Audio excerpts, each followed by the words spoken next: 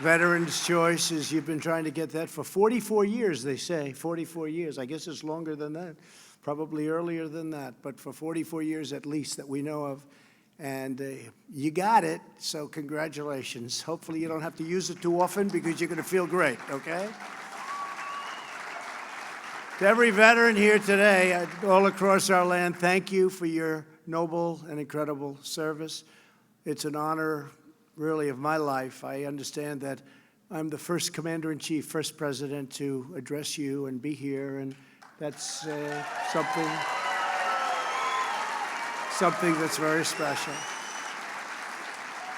And it's also an honor to be the commander-in-chief of the greatest fighting force the world has ever known, the United States military. And it's stronger today. And it's a lot stronger today than it was 2.5 years ago, I can tell you that.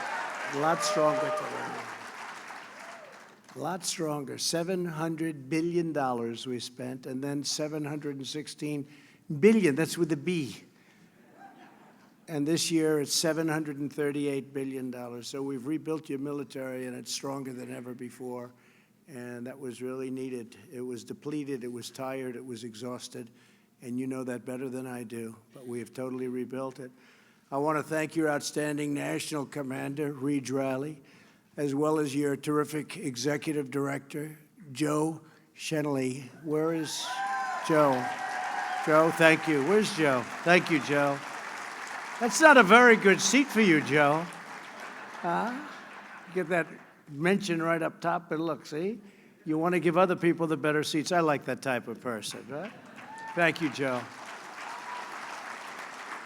It's also my privilege to recognize your national first vice commander, the highest ranking woman in AMVETS history, retired Air Force Senior Master Sergeant Jan Brown. Jan. Thank you, Jan. Thank you. Congratulations as well to this year's recipients of the Silver Helmet Awards, especially a dear friend who is an inspiration to all Americans, World War II veteran and Medal of Honor recipient, Woody Williams. There's Woody. Thank you, Woody. You're looking good, Woody. Woody's looking good.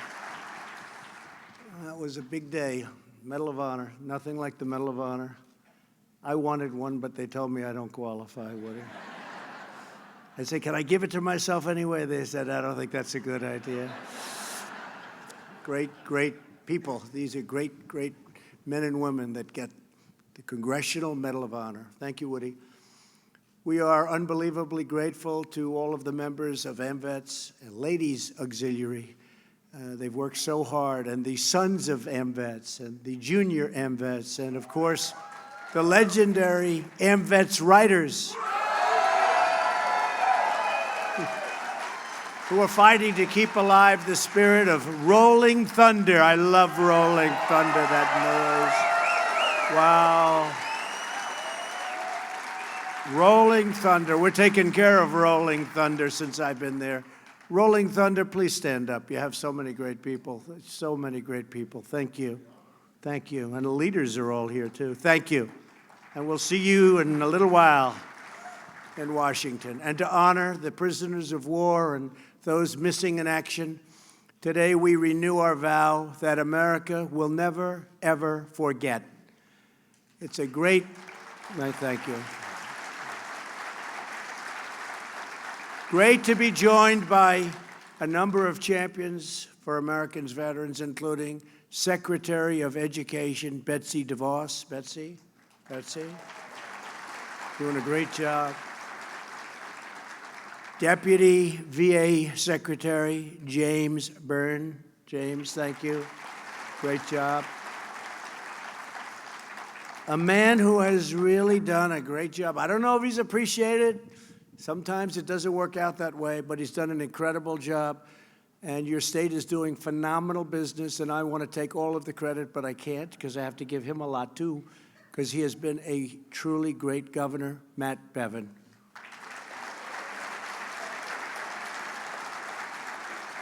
Thank you, Matt. And you know, Kentucky has record numbers right now. It's the best year they've ever had. in just about every category. So it's really an incredible thing. And a man who I just watched on television, he's so good.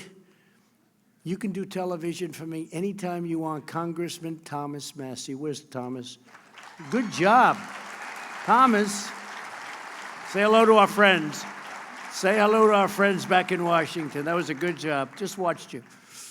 I cannot come to Kentucky without also praising the exceptional work of Senator Mitch McConnell. I have to tell you,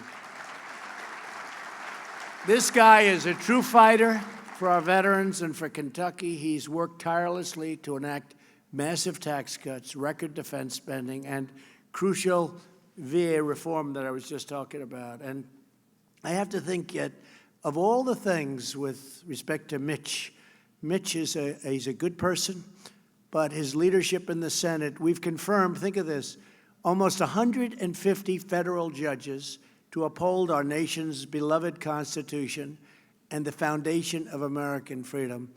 And Mitch and I have worked very hard. We're up to 150. Within about 2 months, we'll be at 179 federal judges and 2 Supreme Court judges.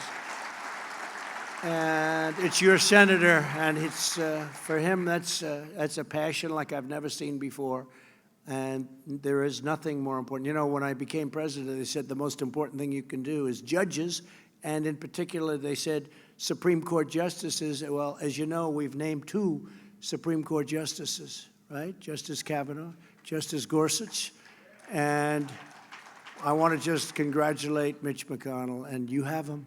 You have him, and he's a champion, and he fights hard, and he really is something special, and he loves your state. And I'll be here campaigning for Mitch, and I'll be campaigning for Matt, and we're going to get them both back in.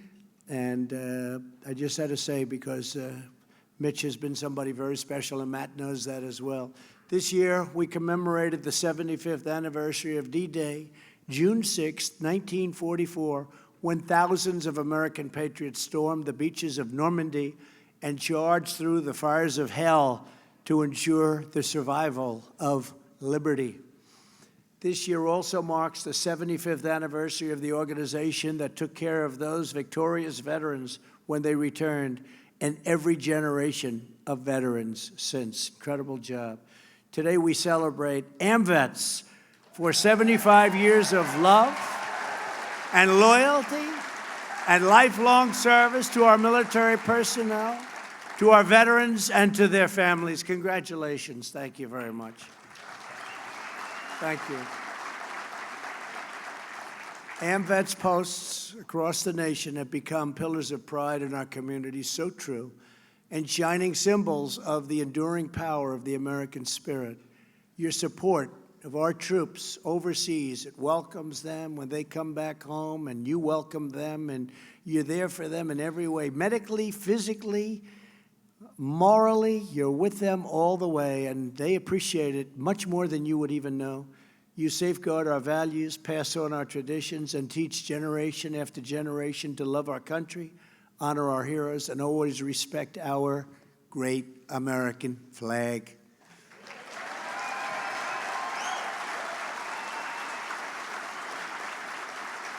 We gather today at a truly incredible time for our nation. We are reawakening American pride, American confidence, and American greatness. We are America first. It's about time, too. It's about time, wouldn't you say? We hear America first. You didn't used to hear that. You didn't used to hear that too much, right? You didn't used to hear it at all, come to think of it. You hear it a lot now. Hope you don't get sick of it. I don't think you will. Not this group. Not too many people in our country would feel that way. We're respected again as a nation. We're respected again. We're restoring the fundamental principles that government and its first obligation is the highest loyalty is to our citizens. It's the loyalty to our citizens that really is that first obligation. No longer will we sacrifice America's interests to any foreign power. In all things, we are putting our country first. We are saying, let's say, make America great again, but we're almost there where we say, make America great again. We may have to switch it. You know what we're going to switch it to, right? Huh? That's right. That's right. I won't say it here because this is not a campaign speech. It's not a campaign speech.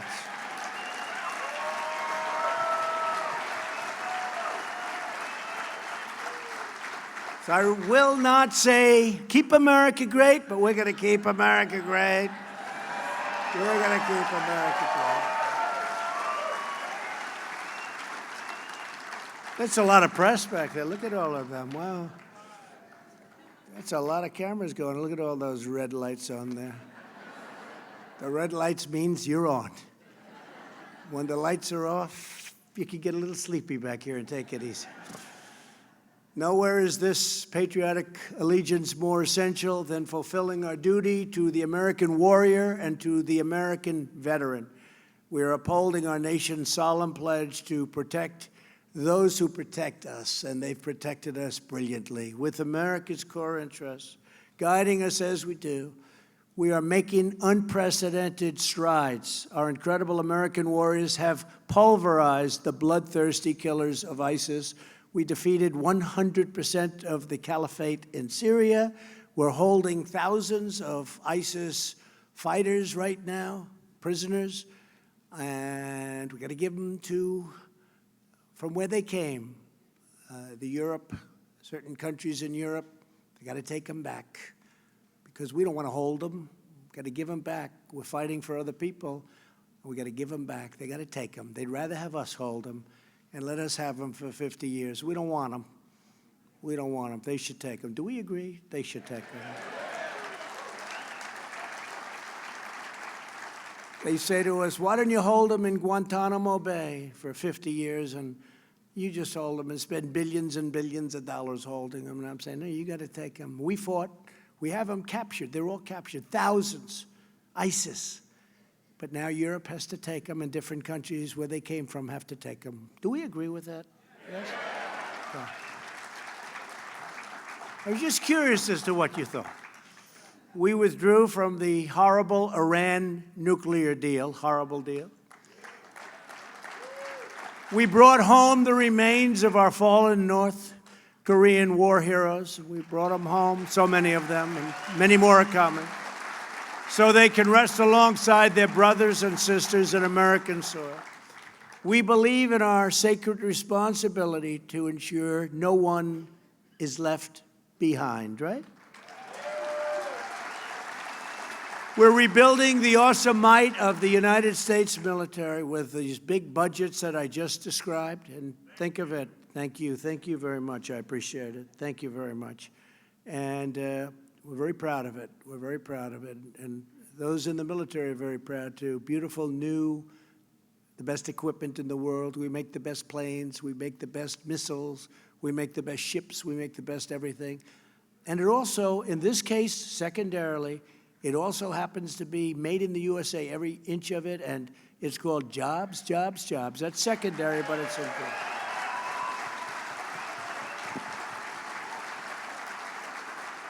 And the Army will very soon have 300 powerful new M1 Abrams tanks. The Navy is deploying the most advanced class of aircraft carriers in history. With hundreds of brand new F-35s and F-18s, American airmen will continue to own the skies wherever we fly. We have the greatest Air Force in the world. And we're preparing to dominate the newest warfighting domain by establishing a sixth branch of the armed forces. It's called the Space Force. We need that, the Space Force. And that's moving along through approval, and it's become very, very popular. People see it now more than they did 2.5 years ago. They see it now, and they know how important it is for defense and offense and for everything. We've delivered the largest pay raise in years for every soldier, sailor, airman, Coast Guardsman, and Marine in the United States military, one of the largest increases.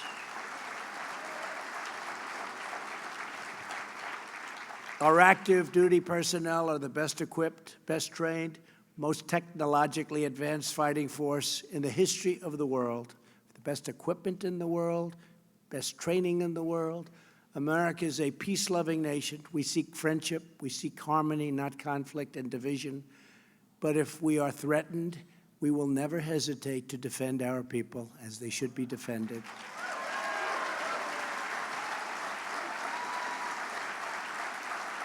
And if our enemies should dare to fight us, they will be crushed with overwhelming American might.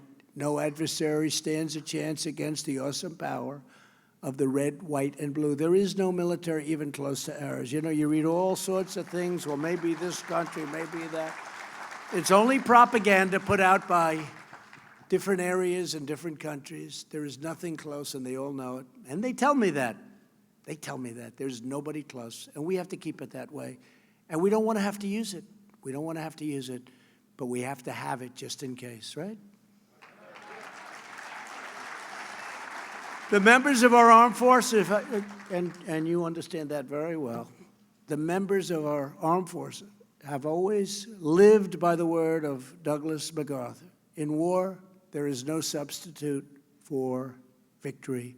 We have an armed forces that's unparalleled, and to achieve victory, there is no substitute for the unmatched character and courage of those who proudly wear the nation's uniform. And we even have different uniforms. Did you see some of the different designs of the uniforms? We're going back to a style and a look that nobody thought we'd go back to because of expense, and now we have brand new, the most beautiful uniforms you've ever seen. But much more importantly are the people that wear that uniform, what's inside that uniform. That's much more important, much more important. That's the best in the world. Every warrior who serves has poured out, and they have poured out their hearts and souls for America. We believe their government must show them the same devotion in return, and we've been doing that, at least in the last 2.5 years we have. Can you believe it's almost 3 years now? Because I've been saying 2.5 years now for a number of months. And we're getting close to 3. I'll have to be changing it to 3 very soon. After years of neglect, we're fixing the heartbreaking failures from the last administration at the Department of Veterans Affairs. America must never abandon our heroes in their hour of need. We'll never do that. For that reason, I proudly signed into law the groundbreaking VA Accountability Act. Okay. Big deal. And that was another one. They wouldn't do it. 40 years, 50 years, they wouldn't do it. You couldn't get it done. And I won't blame unions, and I won't blame civil service. I won't blame any of it. But man, was there power against it. It was tough, and I got it done.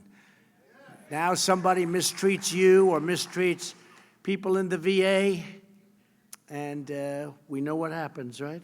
It's called, you're fired. Stand up, please. Stand up. There's the man that implements it. You're fired. Get out of here. Get out of here. You couldn't fire anyone for virtually any reason. They could do anything. So we have the Accountability Act, and we've removed more than 7,600 bad employees who failed to give our vets the care they so richly deserve. 7,600. Think of that. They were treating some of them, no, most of them are fantastic, but some of them were treating our people, our great heroes, so badly, sadistic, terrible people. They were terrible people, and they're gone. They're fired. They would never have been fired. 7,600. I didn't know you were that vicious to get rid of that many. And everyone deserves to be out, right? Good. That was a big deal. That was a hard one to get.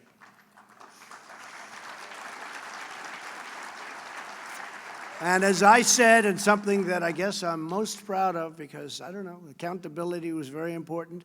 Some people think it was as important, maybe not.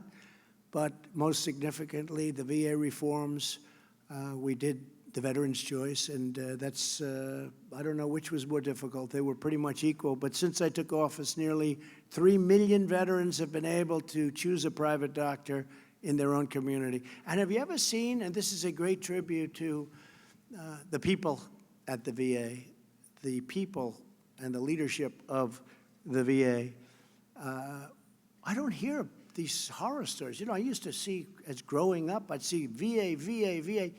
I don't want to, you know, well, let me find some wood. Wait.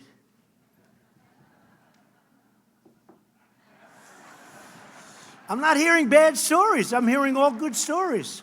But the fake news will go out. They'll find somebody in the system. They'll find somebody. They'll find somebody in this giant medical system, the largest system in the world by far. They're going to find somebody that wasn't treated perfectly. And he'll be on the top of the news tonight. We have breaking news. We've also slashed wait times at the VA by more than 33%. That's a great thing. And the care is better, more importantly. The care is even better. A recent study published in the Journal of American Medical Association found that wait times are now shorter for primary care at the VA than at private sector doctors and hospitals. How about that? Good job. Say hello to our friend. Tell him he's doing a good job. He's done some job. What a job all of you have done. To improve the efficiency of the VA, I signed the Veterans Appeals Improvement and Modernization Act. You know what that is? So far this fiscal year, the VA has processed nearly 1.2 million claims for compensation and increased the number of appeals decisions by 70% compared to 2 years ago when I really started doing this. That's a big number. We are modernizing your medical records to begin a seamless transition from the Department of Defense into the VA, something that they just said they couldn't do. You know that, right? They said, we can't do it. It's just too complicated. We did it. The VA has also cut opioid prescriptions by 30% over the last 2.5 years. And we're committed to defeating the opioid epidemic in America, and I have instructed all of our people that give so many grants to lots of geniuses all over the country. I said, find a painkiller that's non-addictive. Get a painkiller that when you break your arm and you go to the hospital, you don't come out of the hospital addicted to opioids. Get a painkiller that's non-addictive. And we're closer than you think, right? We're closer than you think. Our veterans are seeing dramatic improvements in the quality of care across the board. Patients' trusts have increased. I mean, you look at the trust that the patients give, increased at 92% of VA medical centers, 92% increase at the medical centers, and we will not rest until we reach 100%, and we'll get there too. We'll get there. Probably there already. Probably we're there already. No issue facing our veterans is more urgent than ending the national crisis of veterans suicide. My administration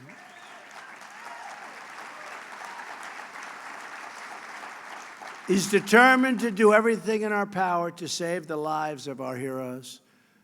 And if you think about what's going on, we have a new, I guess you'd call it a drug that came out, Johnson & Johnson, and I know you're dealing very strongly with them. I think they should make a contribution to the United States of America, but they have something that, whatever it may do, it really takes that horrible anxiety, whatever causes somebody to be so desperate to commit suicide. You take it, it's an inhaler, and you take it, and its results are incredible. I don't know long-term, but it really has an incredible effect on a lot of people. And I've instructed the top officials to go out and get as much of it as you can from Johnson & Johnson.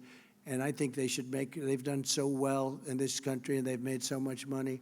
I think they should give it to us for free.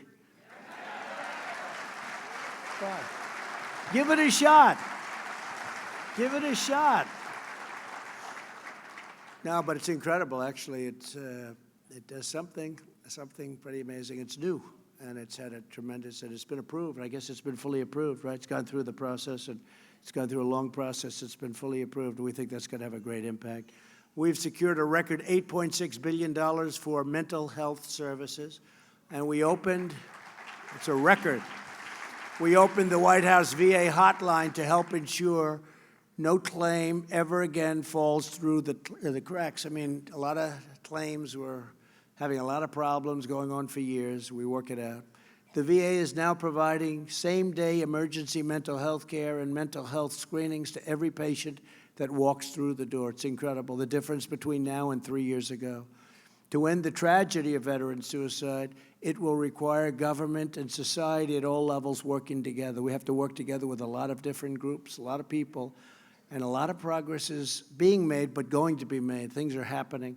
We must strive to build communities that truly serve, support, and protect our veterans from the very first moment they return to civilian life. It's an incredible adjustment.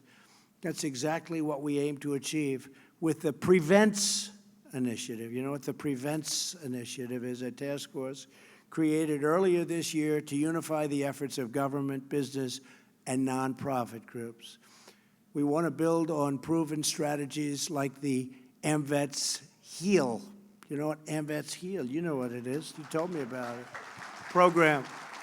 An amazing partnership with the VA that has served over 600 families in crisis in just the last year without a single life lost to suicide, not one.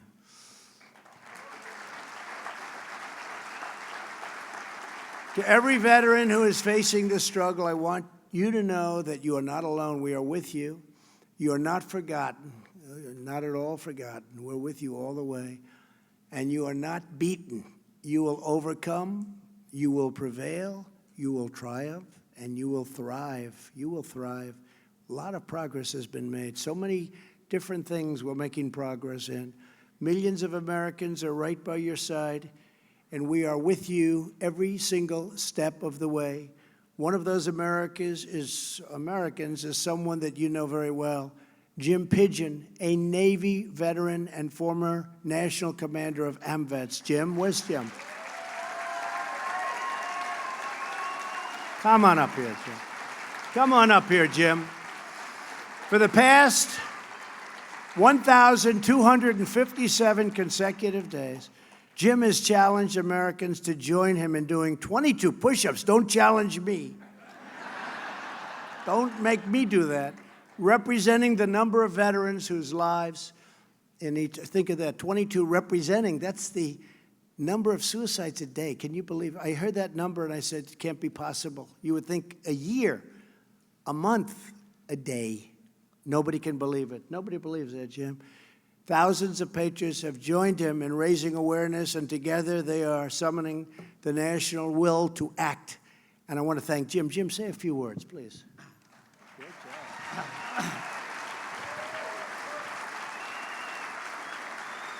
job. Thank you, Mr. President.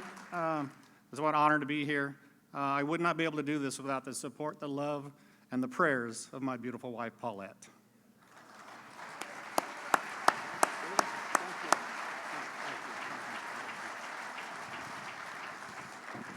Got strong arms. Just tap them. It's like a piece of steel. Thank you, Jim. No one deserves the blessings of freedom more than the heroes who risked their lives to defend it. For this reason, my administration has worked aggressively to boost veterans' employment, and we're setting records. Since my election, we have reduced the number of unemployed veterans by 37%. That's pretty good. Veterans' unemployment has reached the lowest level ever recorded. You ever hear that? That's big. Same thing with African American unemployment. Same thing with Asian unemployment. Same thing with Hispanic unemployment. Same thing with many other groups. It's been amazing. To every employer in America, we say, if you are looking for a worker, of unrivaled skill, integrity, and devotion. All you have to do is hire a veteran. That's what's happening, and they're doing it.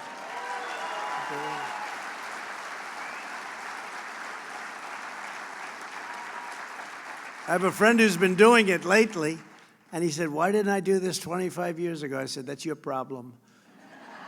He's very happy. Every service member has the right to return to civilian life with dignity and security, and that's what's happening. Driven by this core principle, we have helped 30,000 veterans find permanent housing over the last 2 years. 30,000. We have also expanded the GI Bill so that veterans can use their benefits to get an education at any point in their lifetime, a crucial reform to expand opportunity to veterans in every stage of their career. That's a big thing. And today I'm proud to announce that I am taking executive action to ensure that our wounded warriors are not saddled with mountains of student debt. In a few moments, I will sign a memorandum directing the Department of Education to eliminate every penny of federal student loan debt owed by American veterans who are completely and permanently disabled.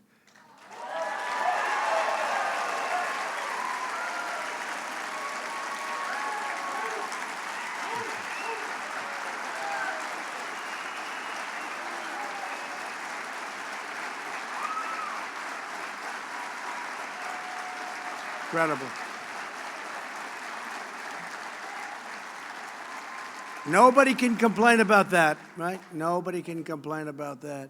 The debt of these disabled veterans will be entirely erased. It'll be gone.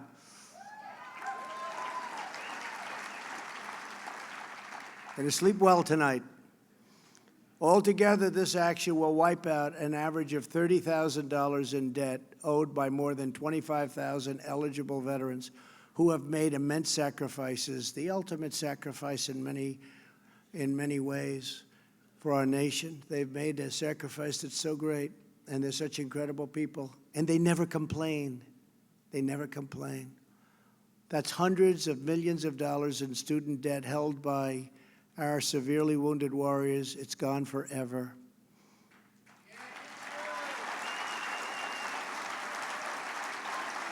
I want to thank Secretary DeVos for her leadership in making veterans debt forgiveness a top priority for the Department of Education. Betsy, thank you very much. Stand up, Betsy. Stand up. And there will be no federal income tax on the forgiven debts. So that's really big stuff. It's all passed. It's all passed. All we have to do is sign it, which we're going to do right at that beautiful desk. Okay? All we have to do.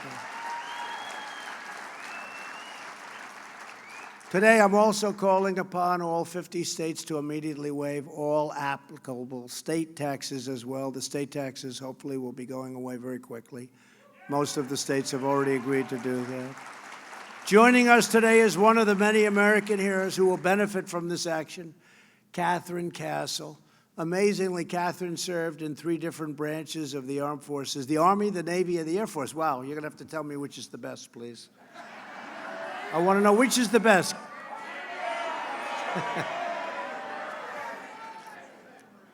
Which is the best? Don't say it. Don't say it. She may say it and I'll be in big trouble. Please say a few words, Catherine. Thank you very much. Thank you.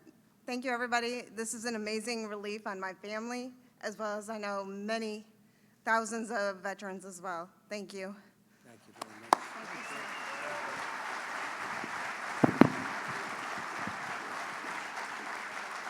Thank you very much, Catherine. After 2 tours in Iraq, Catherine developed multiple serious health conditions, very, very serious, related to her service, including significant lung problems. Despite these obstacles, Karen is now pursuing a degree at the University of Nevada.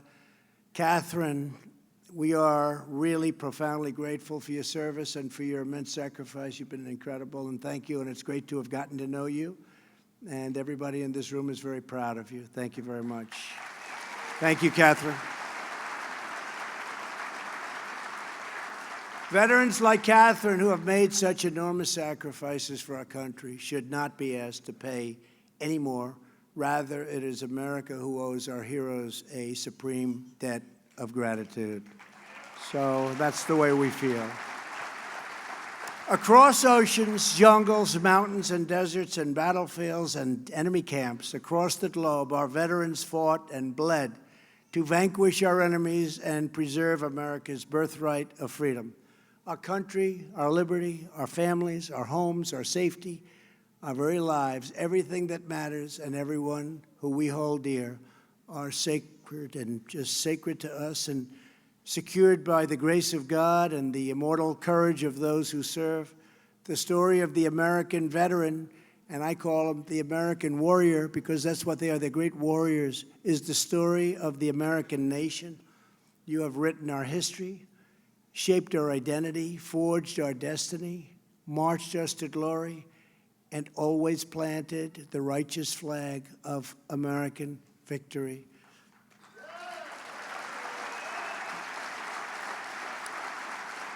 You have filled our enemies with dread. You have filled our friends with hope. And you have filled our American heart with fierce patriotic pride. Because of you, America is safe. Because of you, America is strong. Because of you, America is free. And because of you, America will forever remain the bravest, mightiest, and greatest nation on the face of the earth. Thank you. Thank you. Because of you. Because of you. I would now like to ask AMVETS leaders to come forward. Secretary DeVos, please come forward. Deputy Secretary Byrne, Governor Bevin, Sergeant Catherine Castle, and Sergeant Nick Stefanik to join me on stage as I sign the presidential memorandum facilitating the cancellation of student loan debt for 25,000 of our most severely disabled veterans.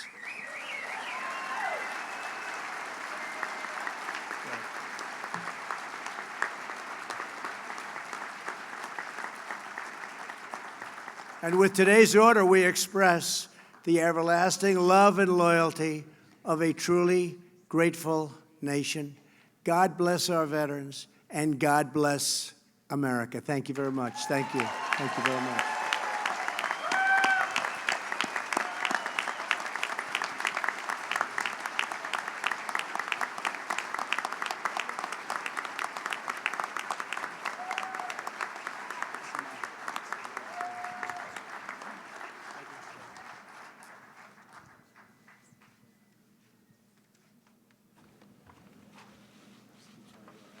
Should I do it?